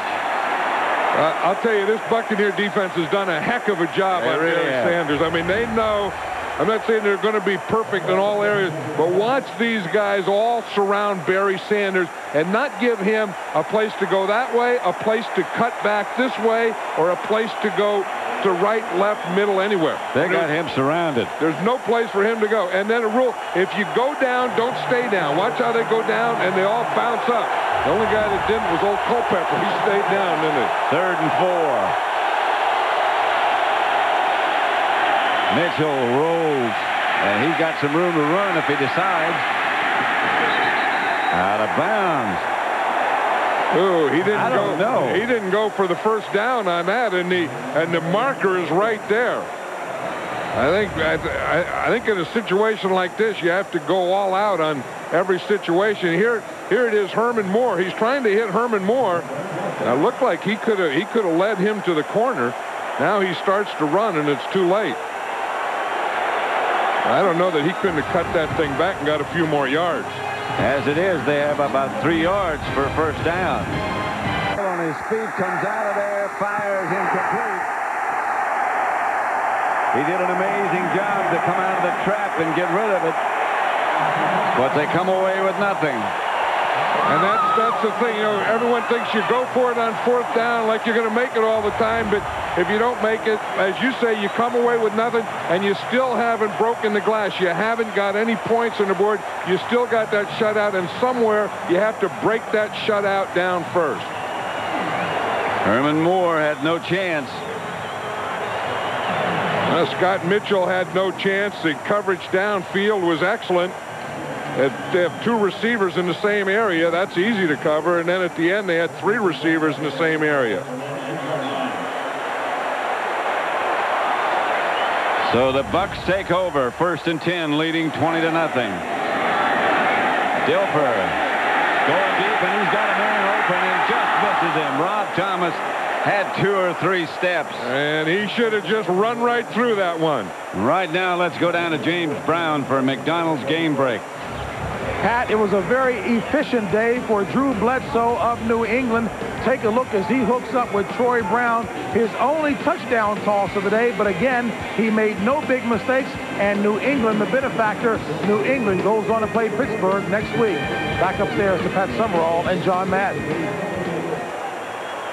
Brad Culpepper over on the sideline in obvious discomfort. 2nd and 10. Dilfer went for a bundle on 1st down. This time he gives to Allstott, and Allstott is hit right up the line of scrimmage and surges ahead for a couple of yards. That's all. You know, Tony Dungy on the sideline has his son James holding the court. You know, that's a big position now, and there's James right there, and he walks around by his dad. James is going to be 11 years old this next week, but Tony says that for this game, you know, he's pulling out all stops. He said James's record, James isn't even going to look up. He's not going to show us what to look at. He's not even watching his dad. But his record this year is 2-0. So Tony says, but yeah, James is 2-0. So Tony says, I'm pulling out all stops. We got to win this one. James got the job. Dilfer gets to Dunn this time, and the Bucs will have to punt. James is, if he rises to the occasion, he won't see it. Well, yeah, I don't know if Tony's dragging James or if James is leading his dad. But James isn't going to watch it. I think that he thinks that if he watches it, maybe something bad will happen. Landetta. Milburn will retain the kick. The coverage is great. The ball's loose. The Lions pick it up. And down they go. Ryan Stewart picked the ball up, got back to about the 38-yard line. That was almost real disaster for Detroit. Milburn here he's waiting for a block, but it looked like he was trying to run a reverse is what he was. I don't know if that was a lateral or a reverse because he waited and waited like he was waiting for a block there. Then I think he was waiting for the reverse to come. And then the ball went out of there, and luckily they got it back. But now you look at this situation here. Had they kicked a field goal, they'd have the ball back now. There's still plenty of time, and it would be 20-3, but they'd have that 3 to build on instead of that big 0 sitting there. Sanders, the ball carrier, and Barry Sanders gets out the 45. Warren Sapp made the stop. Don't forget, coming up in San Francisco on Saturday, Minnesota, after that stunning upset over the Giants, the win yesterday. That coverage begins at 3:30 Eastern Time, 12:30 Pacific, and then Sunday, the winner of this game against Green Bay at Lambeau Field in Green Bay, coverage begins at 11:30. Well, you know, up in Green Bay, they're all watching this game and deciding who they're going to play, and then the coaches will go to work on them. One thing they know, they've played both these teams twice. Mitchell just gets rid of the ball, throws it away. He was in the grasp of Culpepper. He wasn't hurt too bad before. The thing about Culpepper, he's a scrapper. Both of these guys. Here's Brad Culpepper right here, and he's that cocked nose tackle. You see, he just starts to the outside. No one blocks him. They were sliding their line to the right away from Culpepper, and they didn't even block him. Culpepper just ran right by him. That's a combination, isn't it, of Brad Culpepper, nose tackle, who is also a lawyer. And next to him is Warren Sapp, who is a dominant player. Really.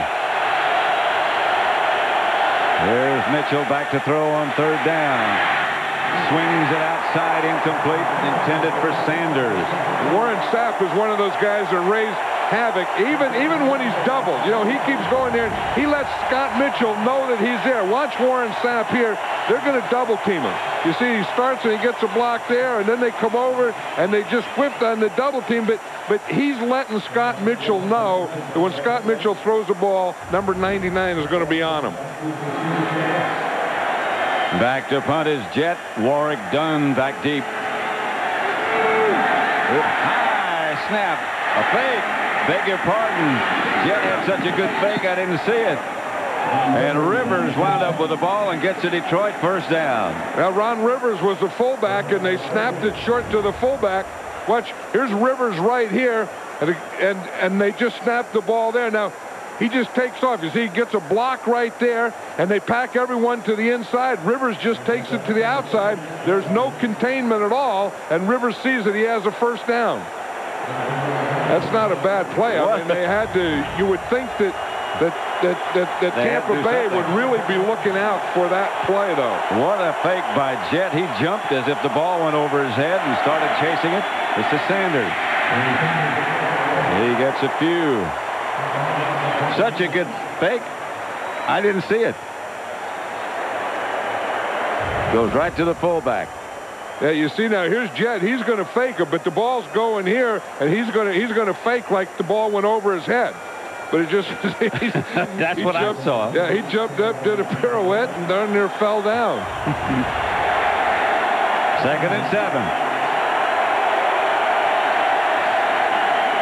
Mitchell back to throw.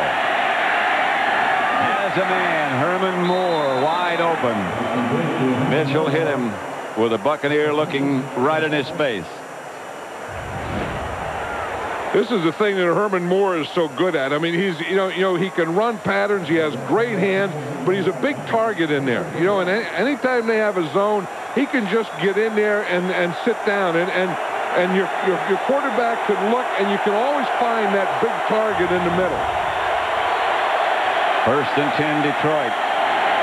Handoff to Sanders from behind, and he's hit after he picked up about 3. Again, good pursuit. And the other thing that Herman Moore is good at is in this area here. Once you get in the red zone, which is inside the 20-yard line, of just throwing that ball up in the end zone and let him do a jump ball. Second and 7. Line of scrimmage about the 17. Sanders again. And Sanders cut down. Good tackle. Derek Brooks. This is great defense by the Buccaneers. They've had him surrounded all day, but I think they got a pretty good field today. This is not a Barry Sanders running field. But look at this defense, how they just surround him, and they maintain their lanes. They stay. The thing that they said they wanted to do was always the first guy take a shot at his outside leg. Then if you miss, at least you funnel him back to the inside. 3rd and 6. Moore comes in motion. Mitchell back to throw. Mitchell's going to take off, and he won't get anywhere near the first down. Down to about the 15. It'll bring up 4th and about 4. And I would say the same thing here. They have to kick a field goal. I mean, you got to break that 0. You have to break it. And had they done it, it would be 20-3, and then they kick another one, it's 20-6. But at least they're scoring points. Mitchell went head first on that one. We know that he had bad ribs. He didn't practice 2 weeks ago the whole week. This past week he practiced, and he said he felt pretty good, but it looks like they're checking that area again, Pat, where he had it was torn rib cartilage is what it was. Frank Reich is the backup quarterback for Detroit. Well, he's going to get it right at the end. You see, he's running. He's not going to slide. Now, if he slides, he's protected. If he runs head first, they can hit him. And Culpepper does. Yep, Culpepper does, and that Porter, I looks think, hit him where too. he got it. But it looks like maybe that knee right there, Brad Culpepper, is where he got it. Like I said, it was the ribs had really been bothering him a couple weeks ago, and he said they felt pretty good this week. He didn't have a shot or anything. Right, but he was back to normal. 20-0.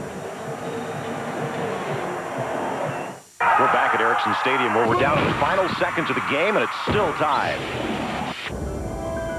The kick's high.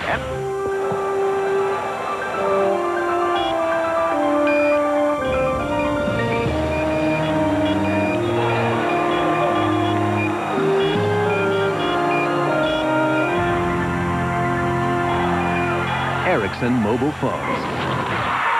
Catch the excitement. 51 seconds left in the 3rd quarter. Tampa Bay Buccaneers 20. Detroit Lions nothing.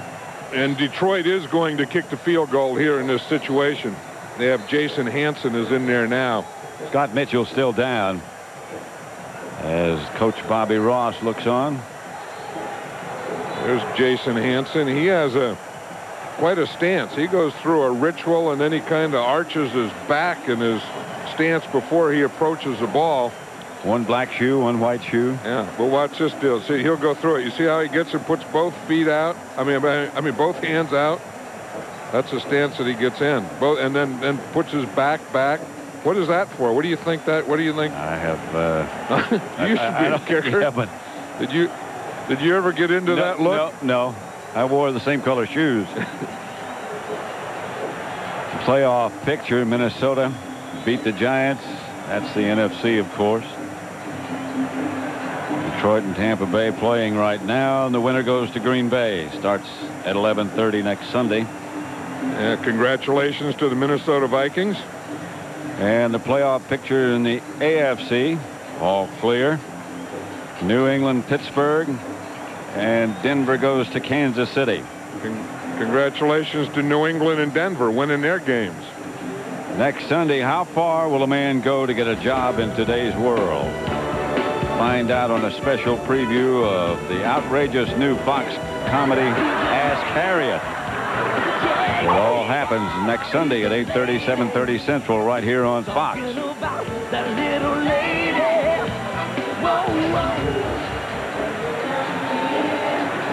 Scott Mitchell still down.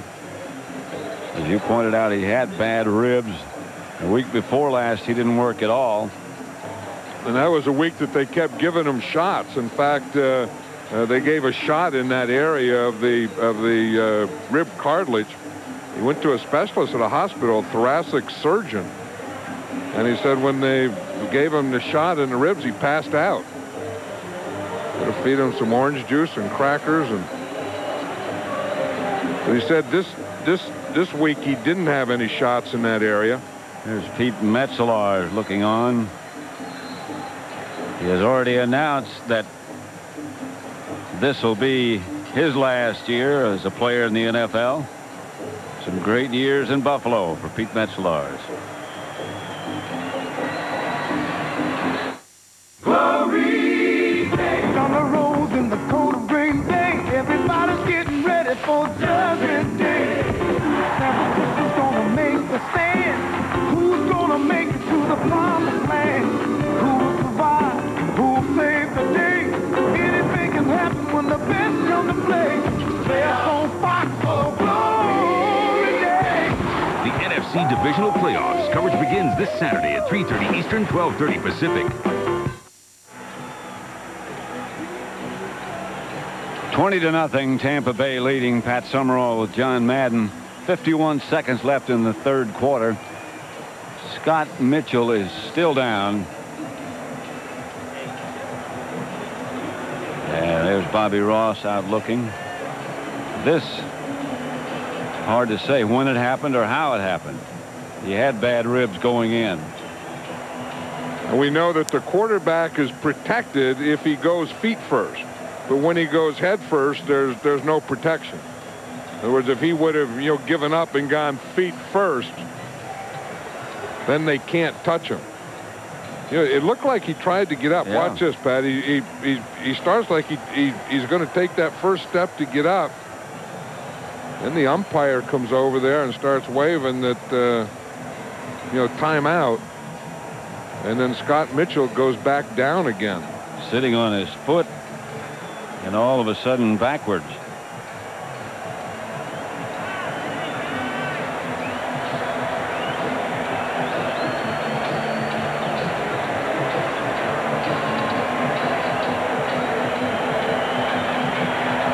Again, it looked, as John Madden said, as if he started to get up, got halfway into a crouch, and then fell back and down. As Barry Sanders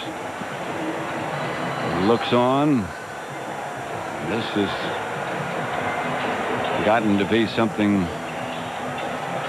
that the Detroit players have seen too often. And the emotions that they've been through lately, just something that's been amazing. I mean, last week when Reggie Brown was injured, and they were all out there in the field, and they lived and prayed through that one. And I think there are more prayers now for Scott Mitchell as the stretcher's being brought out. Again, he appeared to try to get up and go back to the huddle, and then went back down.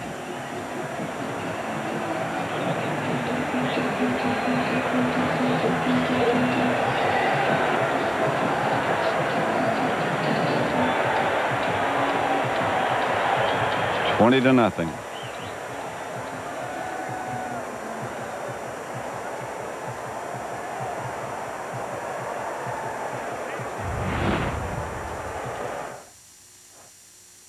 Tonight, after World's Funniest, something evil is coming. Burn it! Send it to hell! That'll have Springfield talking in tongues. High your heads to the me. On The Simpsons. Then, the big city's a wonderful place. If you can afford the hotel minibar. I think I need one of those $8 beers. King of the Hill.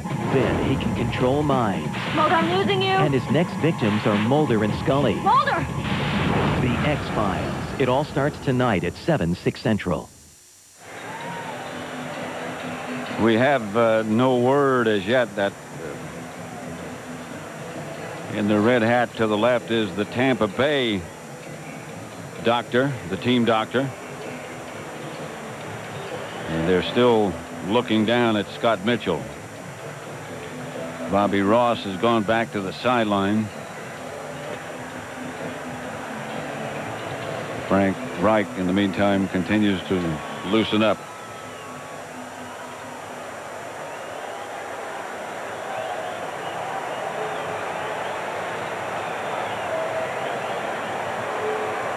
You know what's going through these players' minds. If you've been there, you start off and it's a game, and and everyone's into the game, and and how big the game is, and then when a player's injured, no one wants to see that, and then you realize that that the game and playing and all those things are secondary. That right now it's how Scott Mitchell's the most important thing on everyone's mind.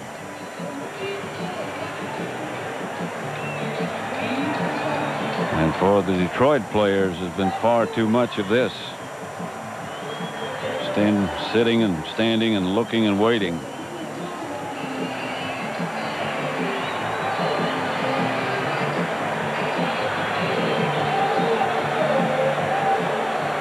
It's David Sloan there, the tight end, and of course Luther Ellis, number 94.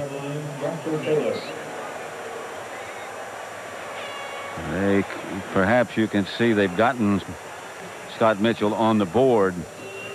And it looks like when they get everything in order, they'll move him to the stretcher. That's one thing that they do in the National Football League. I mean, they take every precaution, and they have everything that is needed for any injury that could possibly happen. And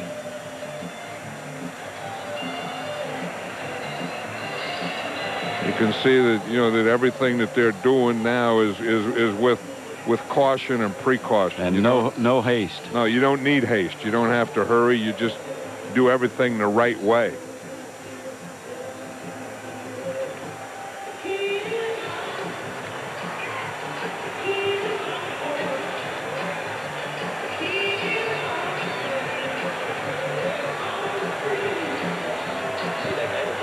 And that's the tough thing you can see for everyone is the unknown. There's nothing to say. Again, that's the Tampa Bay Buccaneers doctor gesturing.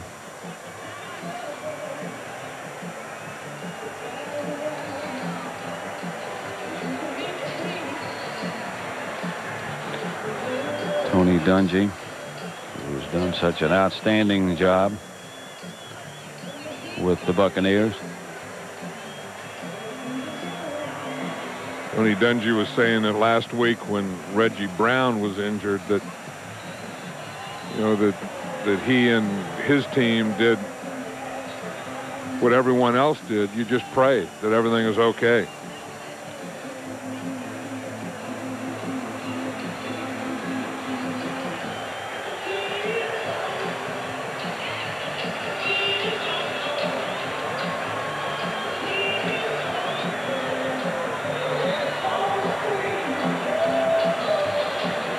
The eyes tell the story.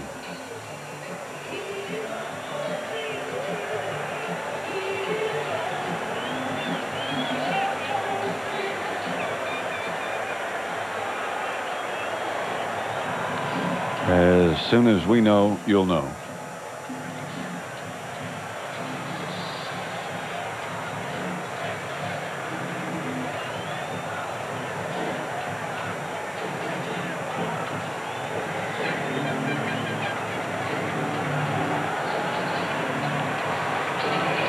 Robert Porcher.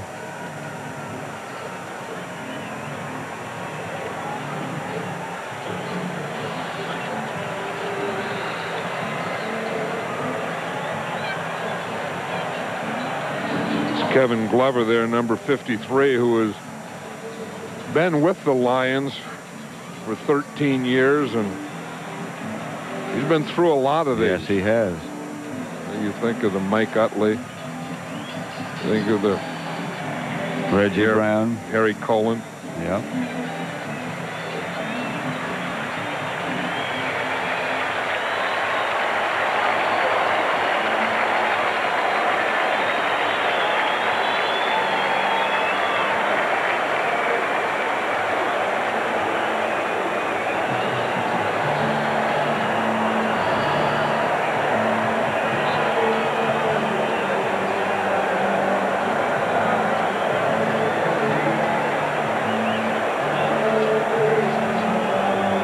You might have joined us during the time this happened. Scott Mitchell ran with the ball. Didn't appear to be a vicious hit of any kind. He got to his haunches and then fell back.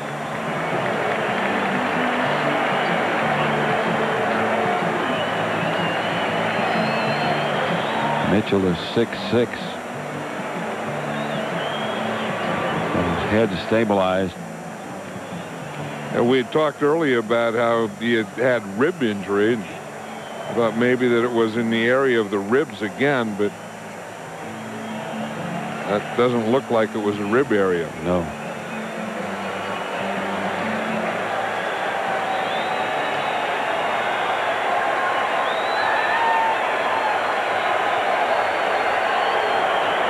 We, of course, as soon as we know anything, we'll tell you. We can only pray.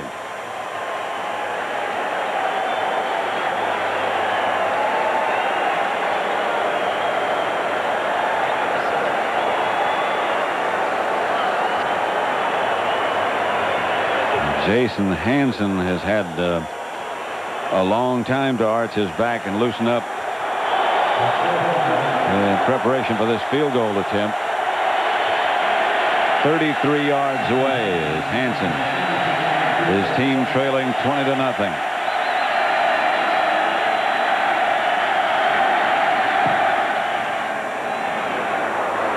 And the Lions are on the scoreboard. 20-3. Tampa Bay leads. I think that was the important thing for Detroit, you know, to get that. You know, and they also did page a doctor that is here attending the game to come down to the field. So Hansen will kick off. Anthony is deep. He'll handle the kickoff at the 7.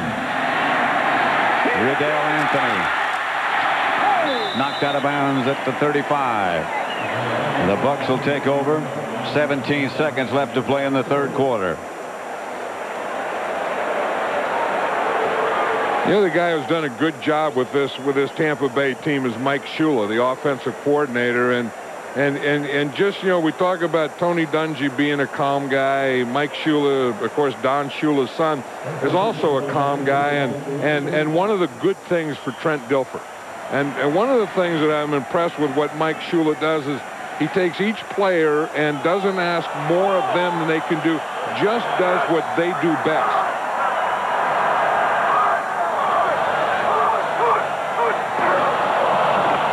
That's all set. Flag on the play as he picks up about 6 yards. Up pointing.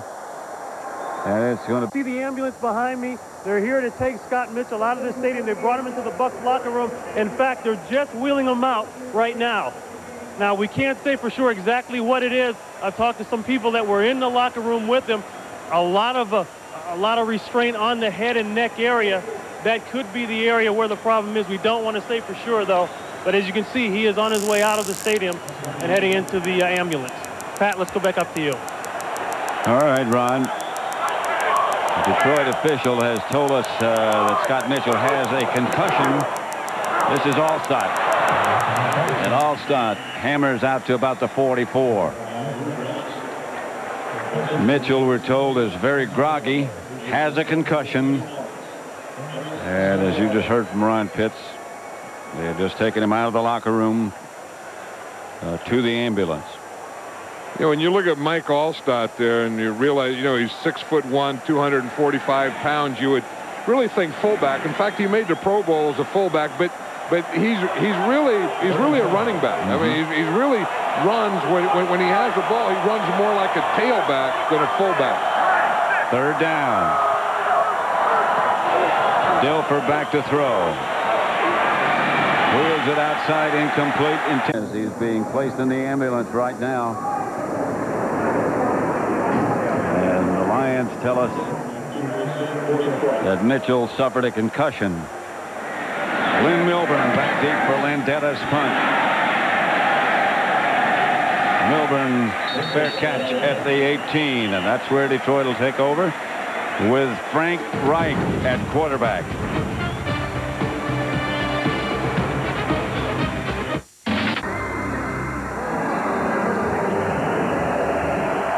Detroit ball, 1st and 10 at their own 17. Frank Reich at quarterback. Barry Sanders deep. Tampa Bay leading 20-3. By Morton. 1st down.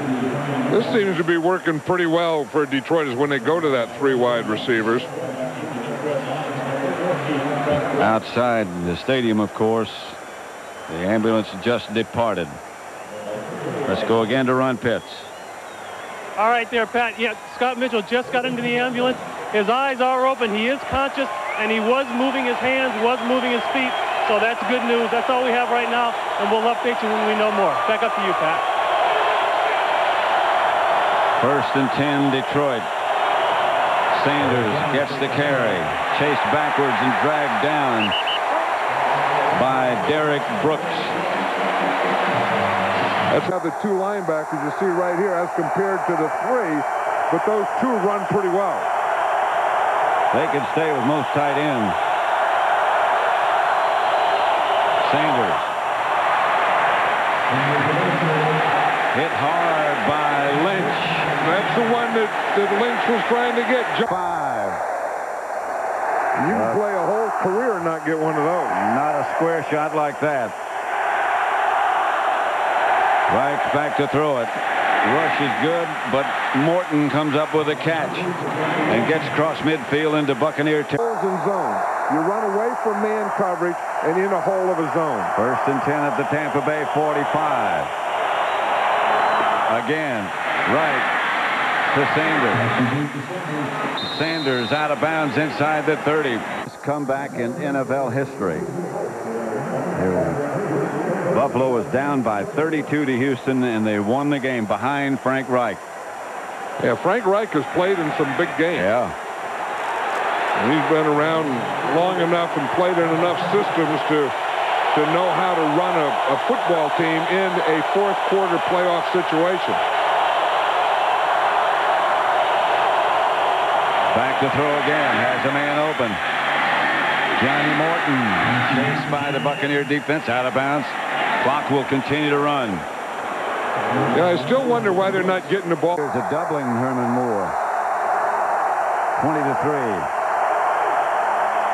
Less than 10 left now. Sanders gets the carry. Sanders down to about the 16. Of a crowd, isn't it? Oh boy! Now we've got a night game going and a crowd, and Tampa Bay very close to going on to the next run. Here's Reich back to throw it. Moore makes the catch and gets to the 1, maybe the 2. Lynch came up to make the hit. You're just wondering when they were going to get the... Bardell.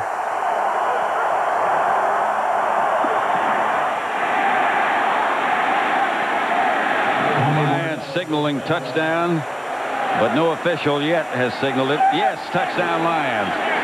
Bardell And what they did is that's when they put in two fullbacks. That would make it 20-10. 9 plays, 82 yards they went. The extra point sails through. He hooked it left, but it was still good. Bobby Ross, his team down by 10. To Captain Thomas, and the field is really newly sodded. Yeah. That was a brand new field last week. And I think it's held up well, but I also think it's a heavy field. This is not. You can see all the divots. Right. This is not what you'd call a fast track. Hanson to kick it off. Anthony is going to bring it out of the end zone. Flags all over the place flying as Darrell Anthony still on his feet. Still running is Anthony outside the 30, about the 33. Good return, but penalty markers down. Yep. Warwick Dunn deep. Allstott in front of him, and Dilfer gives to Warwick Dunn. Gets a little bit of room out to about the 8 or 9. Frank Reich is now the Detroit quarterback when they get the ball back. In college football history, 32-point deficit against Miami of Florida. Final score was Maryland 42, Miami 40. So the deficit in both those big comebacks was 32 points. I'll tell you, and he started off pretty well in this he game. did. He's thrown 5 passes, and he completed all 5. Second and 6. Done again.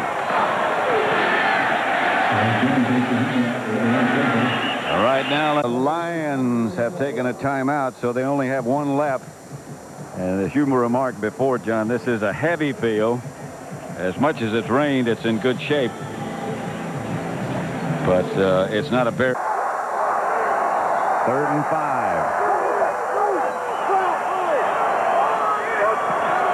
Dilfer back to throw it. Does. Pass caught.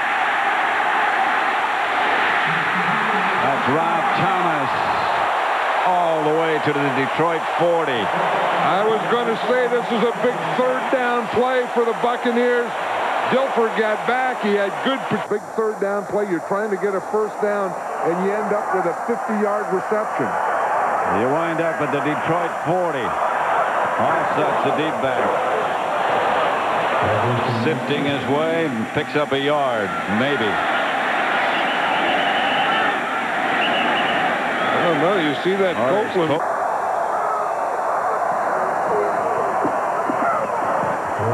Done to the 37. Bryant Westbrook has Moore behind him. There's Dave Moore right there in the backfield. Oh, there's a clock. 3rd and about 12 left for the Bucs at the Lion 42.5-yard line. They lead 20-10. That was a big penalty. 3rd and 7 is a little easier than 3rd and 12. See if the Lions blitz. They give the ball to Warwick Dunn, and Dunn gets to the 35. Corner kick, remember? Yes. Landetta standing right at midfield. Every old timer you ever talk to always says, why don't they kick him to Coffin Corner anymore? Landetta kicks it, or hope to kick it straight up. And the Bucs get a good bounce, and they're going to down it at the 3. That's why they don't kick it to Coffin Corner. You kick it straight up, let it drop. To the 4-yard line, Frank Reich, the quarterback. Scott Mitchell suffered a concussion. Reich has replaced him and retreats into the end zone. Fires up the middle. Herman Moore made the catch. Now Frank Reich not only has to direct this team all the way the length of the field, but also with some urgency, because having 3 minutes left, he needs 2 scores. They only have 1 timeout left. The pass caught by Boyd. Less than 3 minutes following football coverage tonight. The world's funniest, except on the West Coast. That's on Fox tonight. And this is how you get Barry Sanders out of the game. He only has 65 yards to get 10 points ahead. Incomplete, dropped by Sloan. The Buccaneers, in the event you might have just joined us, led at one point 20-0 and had things completely under control. Scott Mitchell had the Lions on the move, and he suffered a concussion. Frank Reich replaced him. They kicked a field goal to make it 20-3, and then Reich took them down the field, completing 6 for 6 passes to get them to 20-10. They have one timeout left. They have the 2-minute warning left. Reich back to throw. The pressure takes him down. Ahanatu. Ahanatu, he went right by Larry Tharp. He's been kind of quiet on that pass rush all day, but he just took an outside shoulder and went right by him. 3rd and long. 3rd and 14. They're 2 out of 12 on 3rd down. Reich back to throw it. The pass is complete to ball 17. Tampa Bay's playing awfully loose. Reich back to throw it. Pass is caught by Johnny Morton. Reich hurries up. The pass is almost picked off by Lynch, who came over to knock it down. John Lynch is a heck of a football player. Really He's played a heck of a game today, both on the run. We remember some of the tackles he made against Barry Sanders, and on the pass. He's like a linebacker when you run the ball, and he's like a defensive back when you throw the ball. He is a tough guy. 1:36 left to play as Detroit breaks the huddle. 2nd and 10. At their own 36. They trail by 10. They have one timeout left.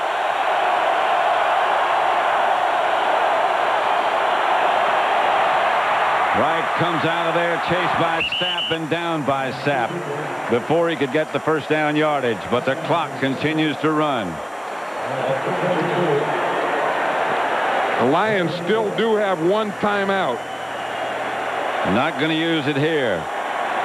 If I were them, I'd try and get in position to get a field goal, kick the field goal, then go for an onside kick. Saw it work yesterday. 3rd and 5. Reich. Sanders makes the catch. A minute, less than a minute now. They still have one timeout left. Yeah, he can throw the ball down now and stop the clock because he has a first down. He ought to do that. He's spending way too much time here. He should have thrown the ball down and stopped the clock. And the clock's still running. Trying to get everybody set. He took a lot of time off the clock. Reich. Down the middle, incomplete. Knocked away.